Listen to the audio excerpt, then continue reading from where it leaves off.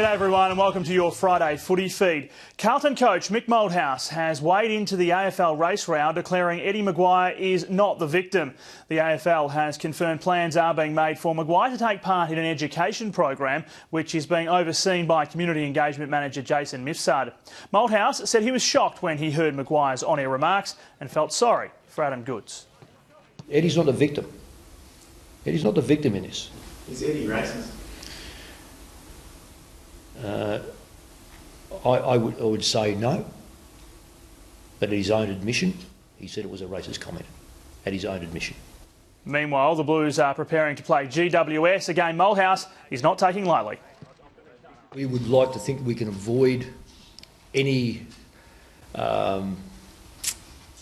thought that the result looks after itself. The return of Chris Yarran and Levi Casbolt set to provide a boost to the Blues' forward stocks. Essendon has trained at the SCG ahead of tomorrow's match of the round against Sydney, as James Hird predicts his team will improve further in the second half of the season. The game is a sellout and the Bombers coach is hoping his players now put the exhaustive ASADA interview process behind them. I think the players have done a great job at focusing on football, the coaches have done a great job at focusing on football, and so has the football club.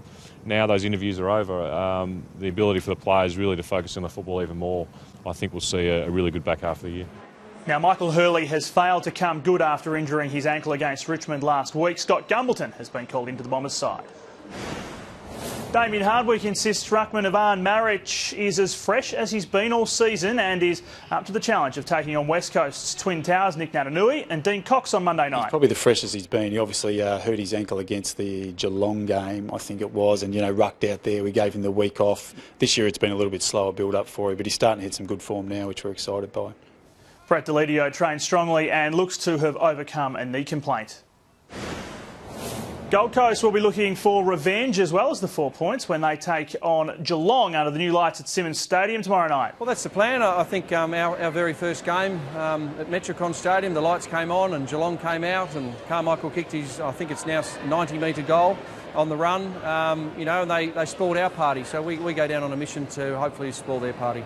The Suns are yet to beat the Cats in their short existence.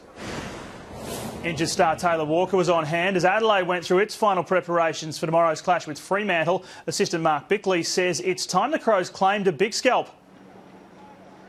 The teams we've beaten have all been teams that are outside of the 8, and now we played a bona fide sort of top 5 or 6 team, best defence in the competition, really well organised, really well coached. So it's a great challenge for us.